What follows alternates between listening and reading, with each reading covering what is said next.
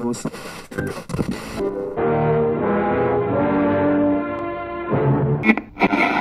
Turing has a theory. He has many. He believes that the regulations against men and women working side by side are sound because such proximity will necessarily lead to romance. What? No, I don't. However, I disagree. You do? Yeah. I think that if I were working beside a woman all day long, I could appreciate her abilities and intellect without taking her to bed. I'm sorry, have we met? I know that this is based on a true story in a book as well, but I imagine even though that you're adapting it, you still try to find ways to kind of put yourself in it, whether it's like what you're feeling, what you're thinking, or what you're experiencing in life. Was this true for you? Is there like certain parts in the story that you feel that really kind of hit home? Oh yeah, very much. You know, I think for me, to me, Alan Turing always represented the outsider's outsider, this guy who never fit in any community sort of around him. And I think I've always felt that way in my life. I was this sort of tremendous computer nerd as a teenager, and was always sort of like, I think among awkward computer nerds, Alan Turing was always this sort of object of intense devotion and fascination and inspiration. And I think, you know, what I loved so much about him as a character, as a figure, is that he was someone who was different from everyone else around him.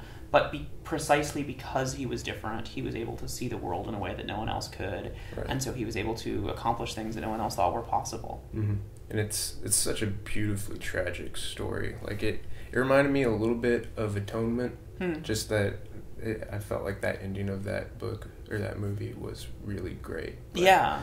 Thank you. No, obviously it's a tremendous injustice what happened to Alan Turing, and I think one of our goals with this film was to sort of right the historical record, because I think he was sort of whitewashed out of the history of computer science and whitewashed out of the history of the Second World War so much. And so you know, we felt this tremendous responsibility to try and correct the historical record and put his story out there in a way that we hope a sort of new audience can discover it and learn about it. What do you feel about how children are, like, what they're taught? Do you have an opinion on that? Like, my wife recently had to teach something about Christopher Columbus, but then the kids start to ask, well, is Christopher Columbus a great guy? No, he really not. No, he wasn't. There's you know, I think there's a lot of these kind of alternate histories of events that we've heard of before, and I wish they could have been told more. I mean, I think Alan Turing is someone who should be in all the history books. This is the secret history of World War II that no one talks about, and no one talks about it, and no one talked about it for a long time because it was classified, because no one knew, but also because, you know, as a gay man, the government treated Turing so horribly and essentially had him killed, and or drove him to suicide. And so, you know, this was, it felt like this kind of tremendous true story that hadn't gotten out there and had been expunged from the historical records. Like, I think that Alan Turing should be part of any discussion of the Second World War. You know, Winston Churchill himself said that Turing's contribution to the war effort was the single most valuable individual contribution, and that's, people should know that. We love the idea of making a film about the war in which the hero wasn't a soldier, he was a mathematician, that he was sort of like he was like the smartest superhero in the world. He's a hero who didn't win the war with bronze, he did it with brains. And I thought that was such an important story to get to put out there. Yeah, and the biggest moment in the film for me was when the guys kind of have that godlike power where they can decide whether to save somebody or wait a little while until it's the proper moment where they can end the war. But it's like one of those things where it's the wrong thing for the right reason. What kind of guy do you think you are? Do you do the wrong thing for the right reason, or is there a right thing for the wrong reasons? That's an interesting question. I don't know. I think these are moral questions we all have to grapple with. I think that they're, you know, what's amazing to me about Turing and the other people at Bletchley Park is the incredible moral weight on their shoulders.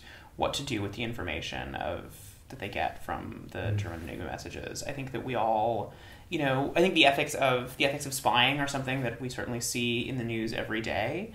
That's not far from the headlines. I think that, and I think one thing I'm interested in generally is the way extreme situations force people to have to make extreme decisions. They bring people to sort of extreme points of behavior. That in moments of crisis, people sort of become their most noble or their most ignoble selves. And that was something. I think what we saw at Bletchley Park was a time of tremendous crisis. I mean, this was sort of Britain in 1939 and 1940 living at the precipice of the apocalypse. I mean, it's easy now to say, oh, we won the war, rah, rah. But in 39-40, they did not think they were going to win. I mean, they really thought the world was ending. They all thought they were going to die and the Nazis were going to take over.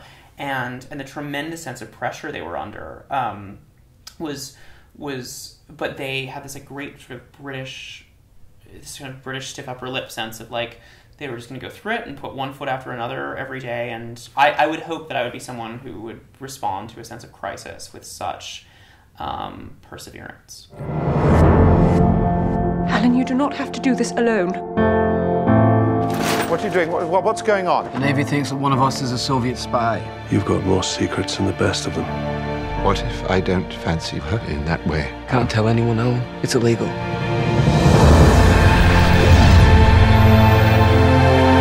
I'm just a mathematician.